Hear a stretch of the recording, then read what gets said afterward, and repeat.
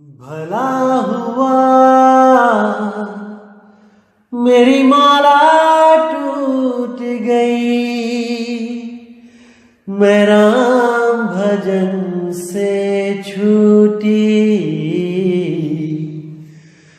भला हुआ मेरी माला टूट गई,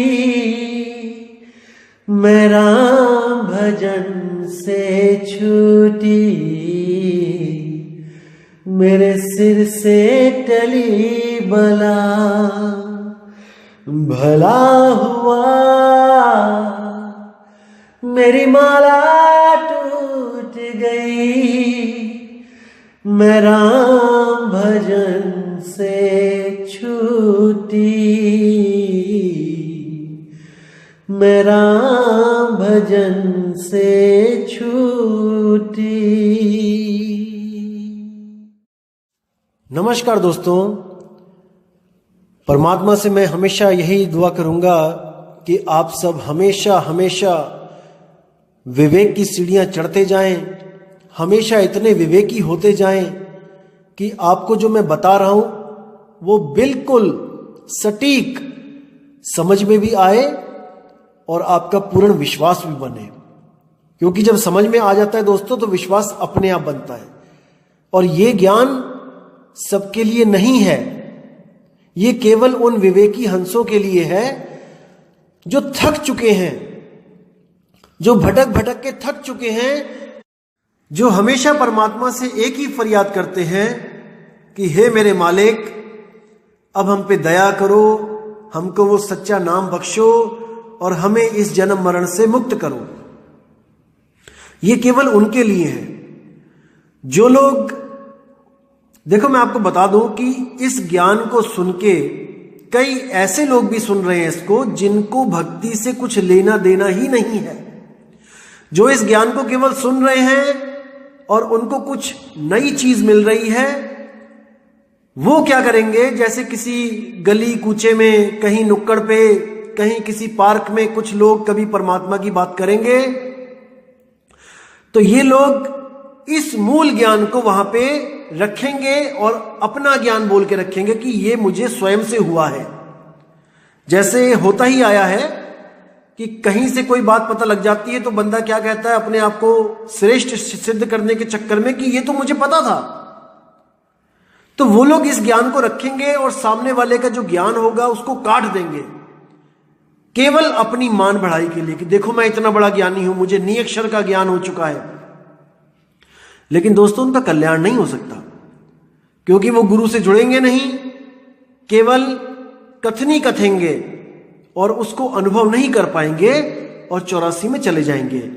तो ये ज्ञान उन लोगों के लिए नहीं है जो ऐसे व्यवहार में जीते हैं। ये परम ज्ञान उन लोगों के लिए बताया जा रहा है जो सच में परमात्मा को मिलना चाहते हैं, मालिक का दर्शन करना चाहते हैं, अपने आत्म स्वरूप को जानना चाहते हैं, भव बंधन से मुक्त होना चाहते हैं। तो आज हम बात करेंगे, हमारे सिख भाइयों का एक ग्रंथ है तव प्रसाद सवैये, उसमें कुछ बहुत ही खास वाणियां लिखी गई हैं, बहुत ही विशेष वाणियां लिखी हैं जो आम आदमी की पहुंच से, उसकी सोझी से दूर होती हैं। वो सोच ही नहीं सकता कि ये वाणियों में क्या लिखा हुआ है। आज हम उस वाणी का सरलार्थ करेंगे, हम उस वाणी के भाव को समझेंगे। तो दोस्तों मैं शुरू करता हूं वाणी। तो वाणी क्या कहती है, मानव इंद्र गजेंद्र नराधप जौन त्रिलोक को राज करेंगे। मतलब जब कोई मानव भक्ति करना स्टार्ट करेगा तो वो भक्ति करते करते इंद्र पद पे पहुंच जाएगा, गजेंद्र पद पे पहुंच जाएगा, 3 लोगों का राज भी कर लेगा। इतना बड़ा राजा बन जाएगा कि 3 लोग का राज भी कर लेगा भक्ति के द्वारा। आगे क्या कहते हैं, कोटि स्नान गजादिक दान अनेक स्वंबर साज बरेंगे। मतलब करोड़ों स्नान करने का उसको पुण्य मिलेगा, लाखों करोड़ों हाथी दान करने का उसको पुण्य मिलेगा और अनेक बार उसको स्वयंवरों में जीतने का मौका मिलेगा। जब काल की भक्ति की जाती है, तब की बात हो रही है ये। तो इसी काल की भक्ति सब कर रहे हैं, शुरू से ही करते आए हैं। तो आगे कहते हैं ब्रह्मा महेश्वर विष्णु संचीपत अंत फंसे जम फांस परेंगे। यानी जो भक्ति ब्रह्मा महेश और विष्णु जी भी करते हैं, यानी ओमकार का जाप करते हैं, अनहद नाद को सुनते हैं, कान और आंख बंद करके जो योग करते हैं, कहते हैं अंत फंसे जम फांस परेंगे, यानी जन्म मरण से मुक्त नहीं हो पाएंगे। वो भी बार बार अवतार धारण करके आते रहेंगे, हर युग में आएंगे, बार बार जन्म लेके आएंगे। अब दोस्तों कई लोग कहते हैं कबीर साहब भी तो आते हैं, बार बार वो भी तो आ रहे हैं, तो इसका मतलब वो भी फंसे हुए हैं। कई लोगों के मन में शंका होती है, कईयों ने मैसेज भी किए मुझे, मैं यहीं पे क्लियर कर देना चाहता हूं दोस्तों। अगर आप पानी में गिर जाते हो और आपको तैरना नहीं आता, तो आप बचाव बचाव करोगे और आपकी आवाज पुकार सुनकर एक तैराक उस पानी में कूदेगा। अब देखने वाले देखेंगे कि दोनों ही पानी में हैं, यानी दोनों ही भवजल में हैं, डूब रहे हैं। लेकिन जो ज्ञानी जन होंगे वो समझ जाएंगे कि ये तैराक डूबने नहीं आया दुनिया में, वो डूबतों को तारने आया है। इसको समझो। अगर राष्ट्रपति कभी जेल का दौरा करने चले जाए, देखने चले जाए कि कैदियों की कैसी हालत है, तो कैदी अगर ये सोचें कि देखो राष्ट्रपति भी हमारी तरह जेल में बैठा है, जेल में ही दिख रहा है, यानी ये भी कैदी है, तो भाई ये उनकी गलतफहमी होती है। राष्ट्रपति को कोई कैद नहीं कर सकता। राष्ट्रपति तो उन लोगों को भी छुड़वा सकता है जिनको फांसी तक की सजा हो चुकी हो। अगर वो लोग भी राष्ट्रपति से कोई अपनी जान की माफी मांग लें और राष्ट्रपति को दया आ जाए, तो वो जज के फैसले को भी काट सकता है। इसी तरह कबीर साहब भी इस दुनिया में आते हैं हमें बचाने, ना कि वो खुद फंसे हुए हैं। देवी देवताओं यानी त्रिदेवों के आने में और कबीर साहब के आने में क्या फर्क है? त्रिदेव आते हैं सृष्टि बनाने, उनको काम सौंपा जाता है, वो इस सृष्टि को छोड़ के जा नहीं सकते। और कबीर साहब आते हैं इस सृष्टि से हमें मुक्ति दिलवाने। इन दोनों के फर्क को समझो भाई। रजोगुण सतोगुण तमोगुण, ब्रह्मा विष्णु महेश इस सृष्टि बनाने वाले जो मेन इसका हेड है, जो काल की ये सृष्टि है, मृत्यु लोक है ये, उसके गुलाम हैं, उस ब्रह्म के जिसकी साधना में तीनों बैठे हैं। शंकर जी हिमालय पे बैठे हैं, तपस्या करते हैं उसकी, ब्रह्मा जी कमल के फूल के ऊपर बैठे हुए हैं और विष्णु जी शेष शैया पे बैठे हुए हैं। शेषनाग पे हाथ में कमल है, आंखें बंद है, ध्यान में लीन है। आप ग्रंथ उठा के देखो, उसमें साफ साफ लिखा हुआ है कि शंकर जी किसकी भक्ति करते हैं, विष्णु जी किसकी करते हैं, ब्रह्मा जी किसकी करते हैं, सब कुछ लिखा हुआ है पुराणों में। आप पढ़ो तो सही, लेकिन हम पढ़ते नहीं हैं। हम वही पुरानी लकीर के फकीर बने हुए हैं कि जैसे हमारे दादाजी ने किया है, उनके दादाजी ने किया है, उनके दादाजी ने किया है, वैसे ही हम करेंगे। तो दोस्तों अगर हम वही सब करेंगे जो हमारे पुरख करते आए हैं, तो हम मुक्त नहीं हो सकते, क्योंकि हम पहले भी कई जन्मों में यहां पे आ चुके हैं और वही किया है जो हमारे पुरखों ने किया है। लेकिन आज हम फिर यहीं बैठे हैं। इसका मतलब जो हमने पुराने जन्मों में किया है उससे हमारी मुक्ति नहीं हुई है, तभी तो हम यहां बैठे हैं भाई। तभी बैठे हैं ना जो हमने, देखो सतयुग द्वापर त्रेता में भी हम थे। जैसे कृष्ण जी ने गीता में बोला, हे अर्जुन ऐसा कोई समय नहीं था जब तू, मैं या ये राजा इस दुनिया में नहीं थे, हम हमेशा से ही थे। मरते हैं जन्मते हैं, मरते हैं जन्मते हैं। तो अगर हम उस वक्त भी थे, सतयुग में भी थे, द्वापर में भी थे, त्रेता में भी थे, तो कुछ तो किया होगा हमने, कोई नाम तो जपा होगा हमने, या बिना नाम जपे हम लोग रह गए? कुछ तो किया होगा भाई, हवन यज्ञ कुछ जाप ताप कुछ तो किया होगा। लेकिन फिर भी हम यहां पे बैठे हुए हैं, इसका मतलब हमने जो कुछ भी किया आज तक उससे हमारी मुक्ति नहीं हुई।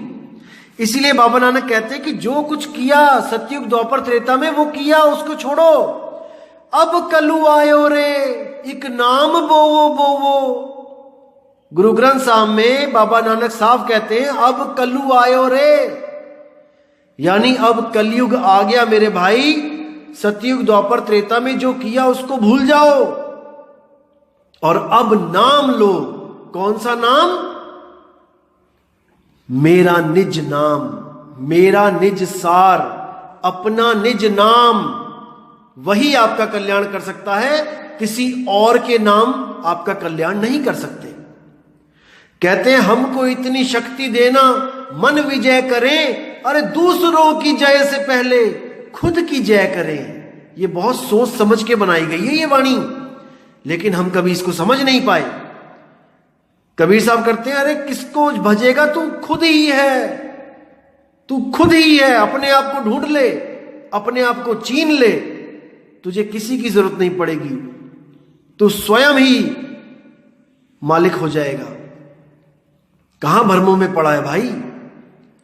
तो नानक साहब भी कहते हैं सुरत शब्द का खेल है, क्या भर में सच साचा होए, सांच शब्द बिन मुकत न कोए। वो सच्चे शब्द के बिना मुक्त नहीं हो सकता कोई। जैसे जल में कमल निरालम मुर्गा भी निशाने, और सुरत शब्द भव सागर तरिए नानक नाम बखाने।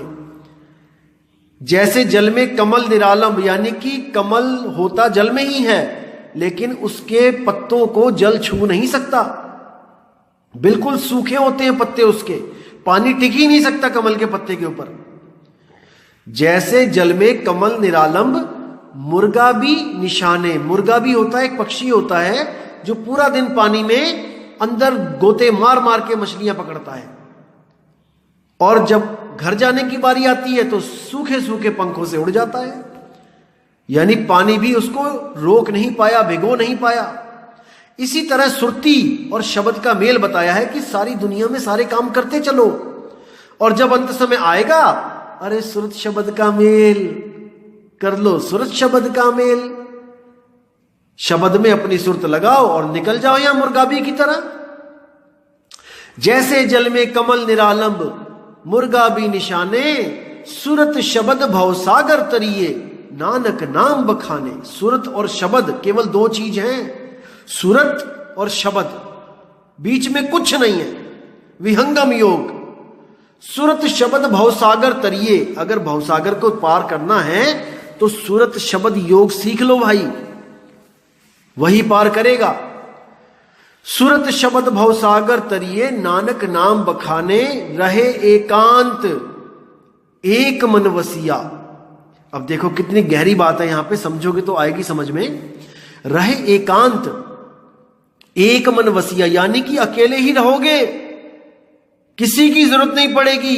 एक मन वसिया, अपना निज रूप, उससे प्रेम करोगे, अपने निज रूप से प्रेम करोगे, अपने निज नाम से प्रेम करोगे।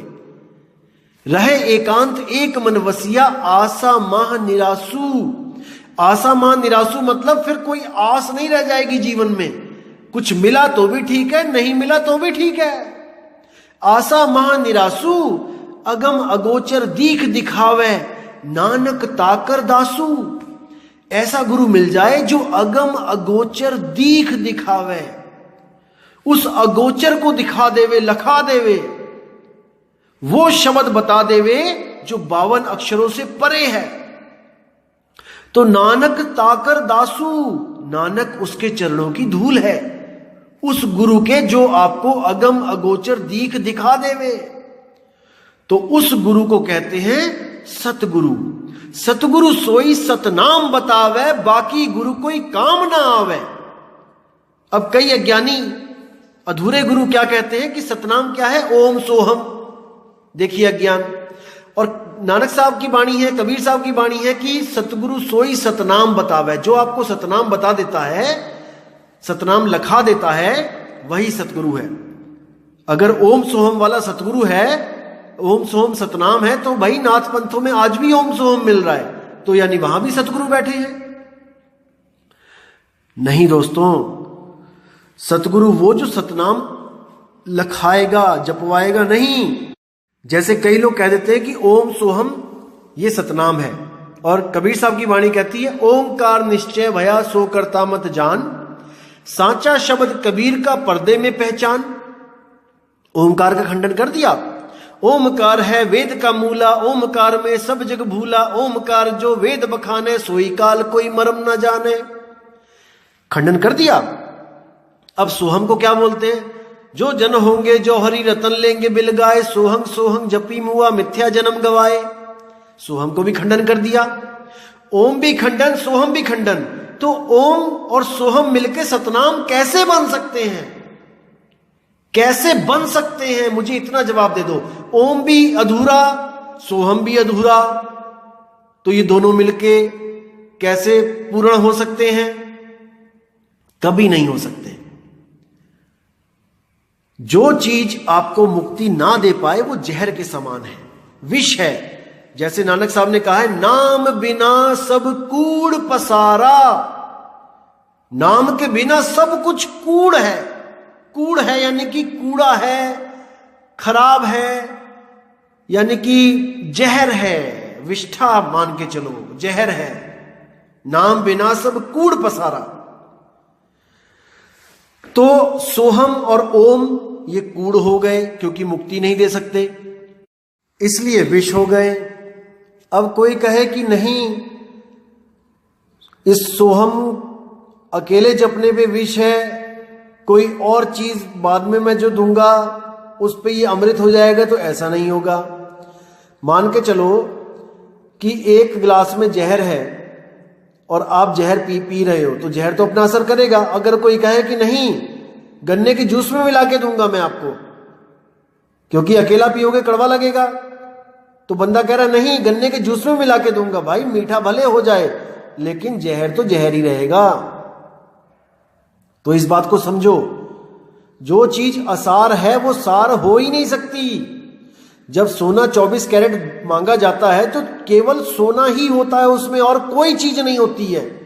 अगर उसमें कोई मिलावट है तो वो 24 कैरेट नहीं रहेगा, उसमें अशुद्धि आ गई है। इस चीज को समझो आप लोग। सत्य वो होता है जिसमें कोई मिलावट नहीं होती है, क्योंकि मिलावट नाम है माया का। सत्य ही एक ऐसी चीज है जिसमें कोई मिलावट नहीं, जो 100% शुद्ध है, जिसको खालिस कहा जाता है। खालिस, जैसे जो पंथ है खालसा पंथ है, ये उसी खालिस के नाम से खालसा बना है कि जो हमारा खालिस भगत होगा, जो हमारा प्रेमी होगा और वो केवल सतनाम पर अपनी जिंदगी लगाएगा, वो खालसा कहलाएगा, केवल सतनाम पर। तो देख लो, सिख धर्म में आज भी बड़े बड़े अक्षरों में लिखा होता है सतनाम। तो भाई इसको समझना पड़ेगा, सत्य को समझना पड़ेगा। अरे सत्य ही तो साहिब है। सत्य साहिब कह लो, सत्य नाम कह लो, सत्य पुरुष कह लो, एक ही चीज है। सत्य शब्द कह लो, आदि नाम कह लो, आदि पुरुष कह लो, आदि अक्षर कह लो, आदि स्वरूप कह लो, आदि गणेश कह लो, आदि निरंजन कह लो, ये सब एक ही चीज है। इसको समझो मेरे भाइयों। अब आगे क्या कहते हैं, साफ लिखा है देखो, ब्रह्म महेश्वर विषण संचीपत अंत फंसे जम फांस पड़ेंगे। यानी कि ये भी भक्ति करेंगे, बहुत भक्ति करेंगे, युगों युगों तक भक्ति में बैठे रहेंगे, लेकिन ये मुक्त नहीं हो पाएंगे। इनको वापस ये ब्रह्म में समाएंगे और इनको वापस इस दुनिया में दोबारा आना पड़ेगा सर्जन करने के लिए, दोबारा सृष्टि बनानी पड़ेगी। ये मुक्त नहीं हो सकते। अब आगे क्या कहते हैं, जे नर श्रीपति के प्रस हैं पग ते नर फेर न देह तरेंगे। अब देखो दोस्तों, ऊपर जो ब्रह्मा विष्णु महेश वाली जो लाइन में है वहां पे बोला है कि अंत फंसे जम फांस पड़ेंगे। जो ये जम है वो है चौथा भगवान, काल भगवान, जिसकी ब्रह्मा विष्णु महेश साधना करते हैं। जैसे बताया था ना, 3 देव को सब जग ध्यावे, चौथे देव का मरम न पावे, तो ये चौथा देव है जम। और चौथा छोड़ पंचम को ध्यावे, वो पंचम कौन है, जो नीचे अब बताया जाएगा आपको। जे नर श्रीपति, श्रीपति है 5वां, ब्रह्मा विष्णु महेश ये 3 हो गए, जम ये चौथा हो गया, और श्रीपति ये है 5वां। जे नर श्रीपति के प्रस हैं, पग ते नर फेर न देह तरेंगे। मतलब जो इन चारों के अलावा जो 5वां है, जो उसकी शरण में आ जाएंगे, वो मनुष्य दोबारा देह नहीं धरेंगे। उनको दोबारा आंख, कान, नाक, हाथ, पैर, पेट नहीं मिलेगा, किसी प्रकार का शरीर नहीं मिलेगा, वो देह नहीं रहेंगे, वो विदेह हो जाएंगे, विदेह। जैसे साहिब कहते हैं, धर्मदास जी बोलते हैं कबीर साहब को कि कबीर साहब आप कहां से आए हो? तो कबीर साहब कहते हैं कि मैं जिस देश से आया हूं वहां पे शरीर नहीं है, मैं विदेह स्वरूप हूं। तो वो क्या कहते हैं, अरे दिखे देही कहो विदेही। ऐसे कैसे हो सकता है, मुझे तो देही दिख रही है आपकी। तब उन्होंने बोला ये देही केवल तेरे करके, यानी तुम लोगों को समझाने के लिए ये मैंने धारण की है, असल में मैं देही नहीं विदेही हूं। हम है पुरुष विदेही। तो इसको, ज्ञान को समझो मेरे भाई। अब देखिए आगे क्या कहते हैं, कहा भयो जो 2 लोचन मूंद के, बैठ रहियो बक ध्यान लगायो। मतलब कि जो लोग 2 लोचन मूंद के, यानी कि जो आंखें बंद करके, दोनों आंखें बंद करके बैठ जाते हैं सिमरन करने, नाम जपने, कुछ कितने भी नाम जितने गुरु ने दिए हैं, कोई 1 जप रहा है, कोई 2 जप रहा है, कोई 3 जप रहा है, कोई 5 जप रहा है, कोई अकेला ओम जप रहा है, कोई ओम सोहम जप रहा है, कोई सतपुरुष अकाल मूर्त शब्द स्वरूपी राम 3 नाम जप रहा है, कोई ज्योत निरंजन ओंकार रारंकार सोहंग सतनाम 5 नाम जप रहा है। यानी जितने भी, जो भी नाम जप रहा है, दोनों आंखें बंद करके बैठ गए जो। कहा भयो 2 लोचन मूंद के, बैठ रहे हो बक ध्यान लगायो। यानी कि सच्चा शब्द तो है नहीं, लेकिन फिर भी सोच रहा है कि मैं बहुत बड़ी भक्ति कर रहा हूं और मुझे रब मिल जाएगा। सच्चा नाम नहीं है, कृत्रिम नाम, डुप्लीकेट नाम जप रहा है। तो उस भक्ति को क्या बोला यहां पे, बक ध्यान लगाइयो। बक यानी बगुला, कि बगुले की तरह वो भक्ति कर रहा है, यानी कि वो कर रहा है भक्ति, लेकिन वो सत्य भक्ति नहीं है, उसको कोई फल नहीं मिलेगा, भले वो समय बर्बाद कर रहा है भक्ति में।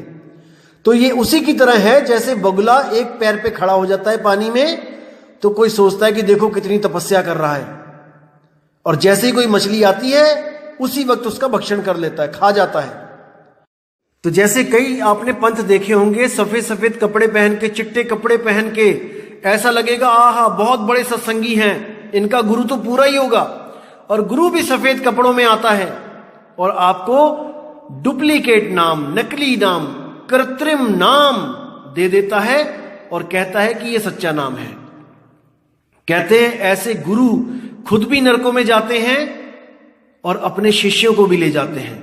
अगली लाइन में यही बताया जा रहा है कि जो गुरु दोनों आंख मुंदवा के, दोनों आंख बंद करवा के त्रिकुटी में ध्यान लगवा देते हैं, कहते हैं बक ध्यान लगाइयो, वो बगुले हैं।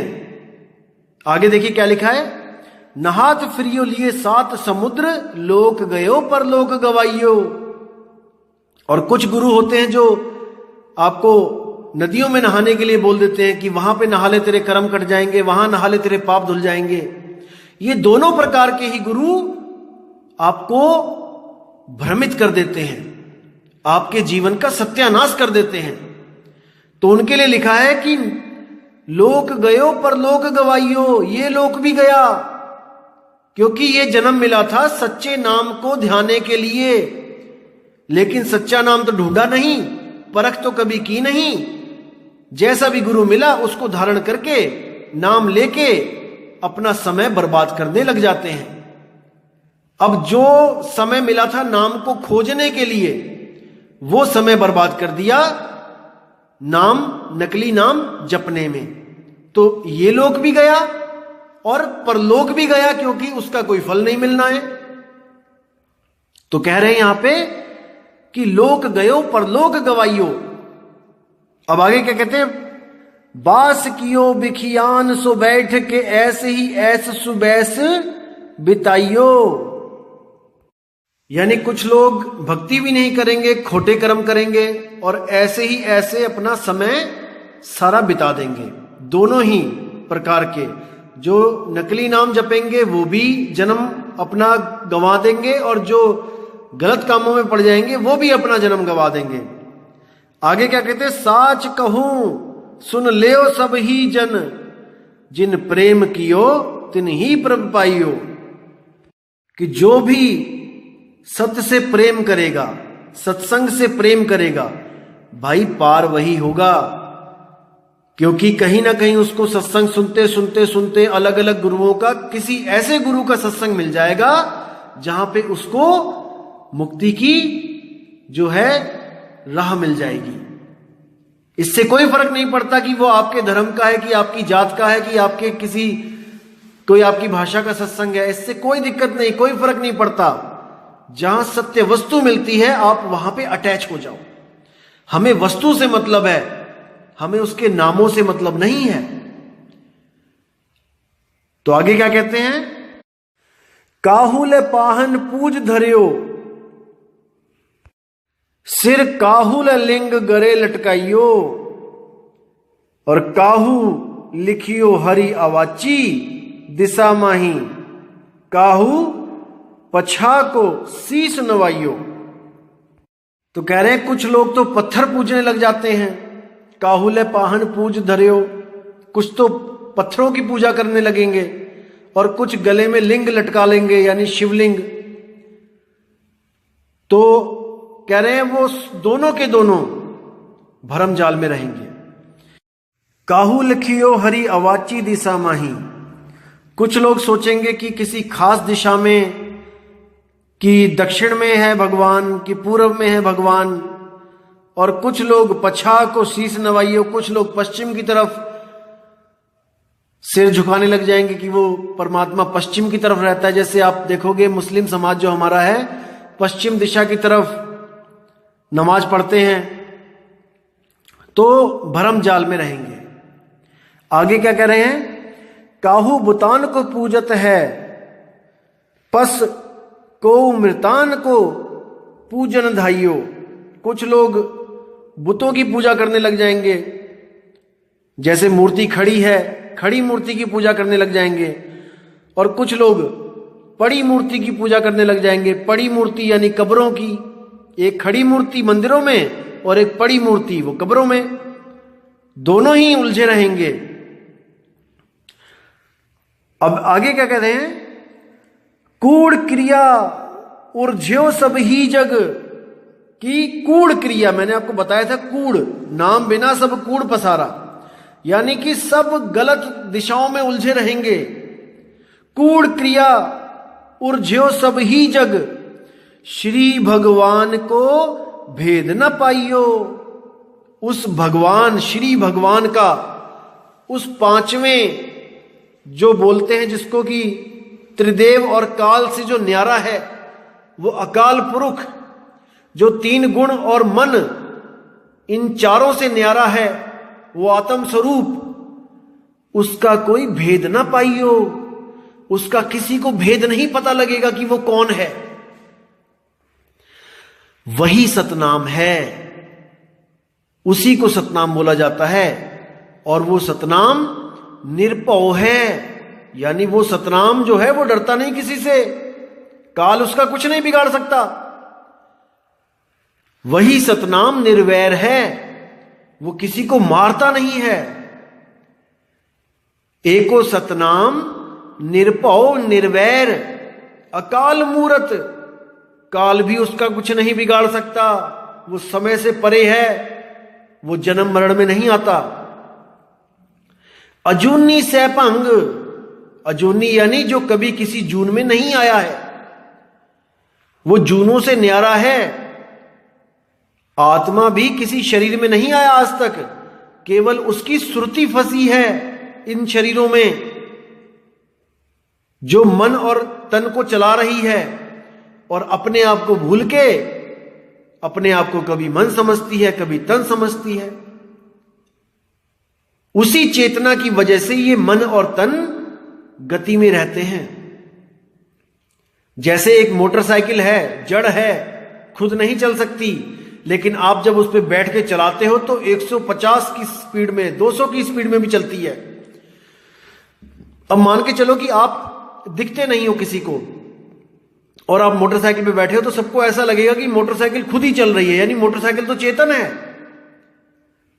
जैसे कुछ मेरे भाई कहते हैं, अरे हम चेतन ही तो हैं, मन चेतन ही तो है, तन चेतन ही तो है। भाई मन और तन चेतन नहीं है, ये तो उस चेतना की वजह से चेतन हुए पड़े हैं। मोटरसाइकिल खुद नहीं चल सकती, आप चलाओगे तब चलेगी, जिस दिन आप छोड़ दोगे उस दिन वहीं खड़ी रहेगी, चाहे 1 साल बाद देख लेना, जहां खड़ी करोगे वहीं मिलेगी। तो इसको समझो दोस्तों, मन और तन दोनों जड़ हैं, वो उस चेतन सत्ता की वजह से चेतन लग रहे हैं, जिंदा लग रहे हैं। इसी भरम जाल को कबीर साहब तोड़ते हैं आके कि जीव जनैया तू चेतन है, पक्का देख ठिकानो और तेरा दूर को जानो, कि तुझे इन दोनों से दूर होना पड़ेगा, अपने स्वरूप में आना पड़ेगा, तब बात बनेगी, नहीं तो यहीं पे उलझते रह जाओगे। तो 3 गुण और चौथा जो है इनका पिता, इन दोनों को समझो अच्छी तरह। 3 गुणों की भक्ति में भूल पड़े हो संसार, और कहे कबीर निज नाम बिन कैसे उतरो पार, तुम्हारे अपने नाम के बिना तुम पार नहीं हो सकते। किसी और के नाम जप के तुम्हें अपना ज्ञान नहीं हो सकता, तुम्हें निज नाम निज रूप नहीं मिल सकता। जैसे बोध, ज्ञान बोध में आपने पढ़ा कि आदि नाम निज सार है भाई, जो आदि नाम है वो आपका निज सार है। और जम राजा ते ही निकट ना आई, जब आप निज स्वरूप को प्राप्त कर लेते हो, आत्म स्वरूप को प्राप्त कर लेते हो, आप अजर अमर अविनाशी हो जाते हो, काल आपके पास भी नहीं फटक सकता। इस ज्ञान को समझो, ये मूल ज्ञान है भाई, ये पवित्र ज्ञान नहीं है कि ये कोई कहानी ज्ञान है, ये असली निहितत्व ज्ञान है, निहितत्व ज्ञान, तत्व ज्ञान से भी न्यारा। तो भाई उम्मीद करूंगा कि आज की ऑडियो आपको अच्छी तरह समझ में आ गई है और आपका विवेक और जाग रहा है। मुझे पता है कई भाई लोग बहुत अच्छी मेल भी करते हैं कि आपकी वजह से बहुत कुछ समझ में आ रहा है। देखो मैं तो एक जरिया हूं केवल, ये मेरा ज्ञान नहीं है भाई, ये कबीर साहब का ज्ञान है। मैं तो एक जरिया हूं, इस ज्ञान को आपको समझा रहा हूं।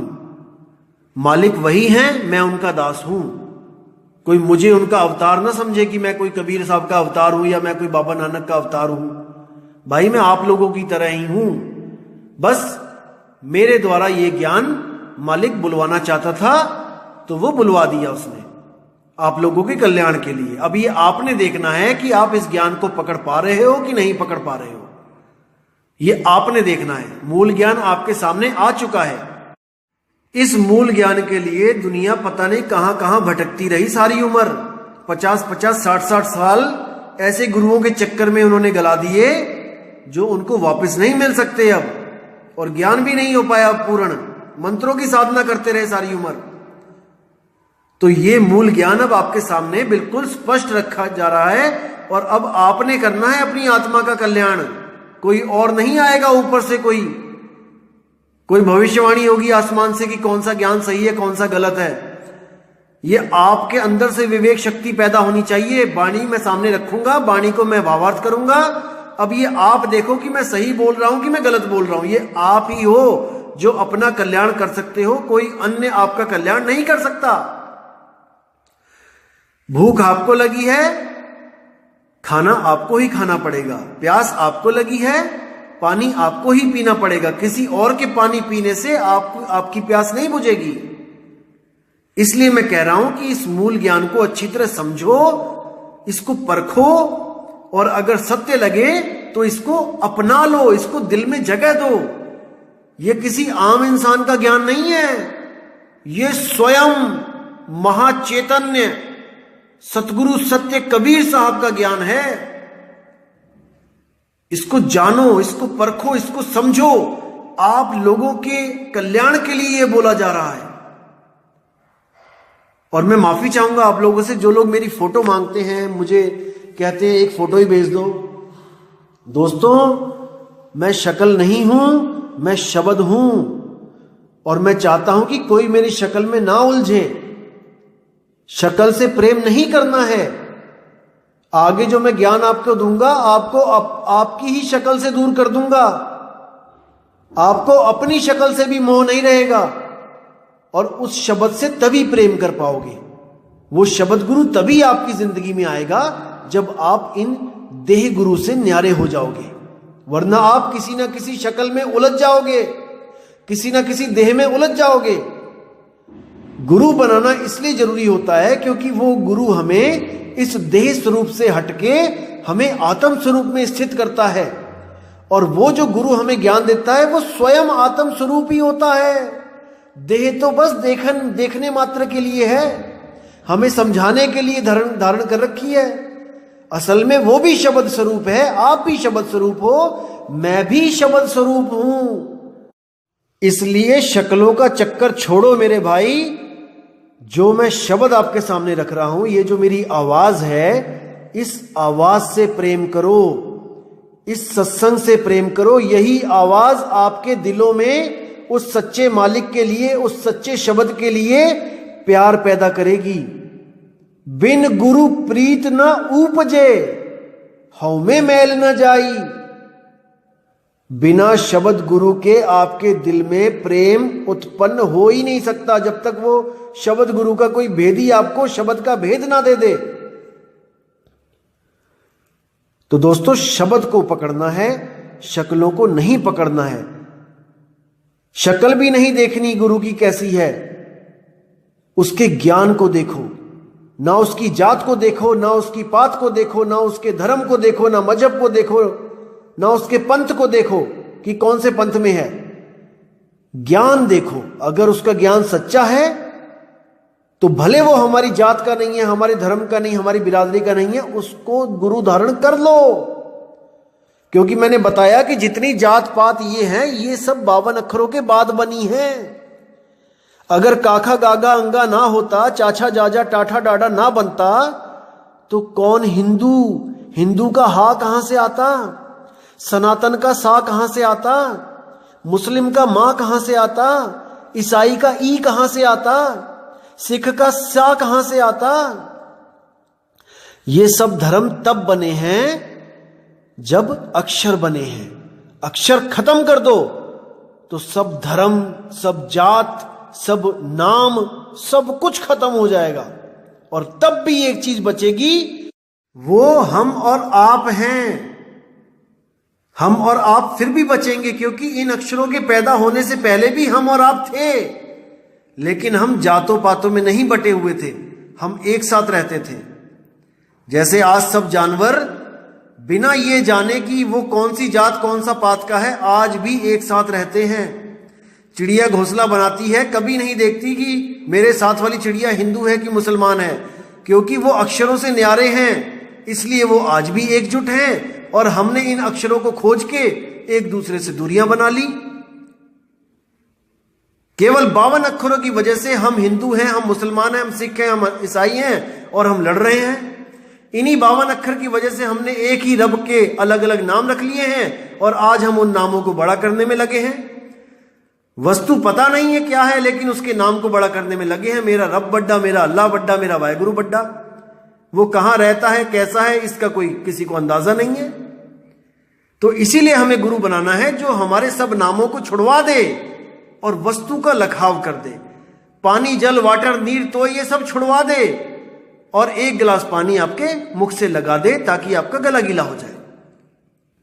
तो दोस्तों, इन बातों को समझना है। ये बार बार नहीं मिलेंगी समझने के लिए। अभी एक इंसान जन्म मिला है, इसको समझ जाओ, अभी समय है। तो ये मूल ज्ञान दोस्तों, उम्मीद करूंगा कि आपको समझ में आ रहा है।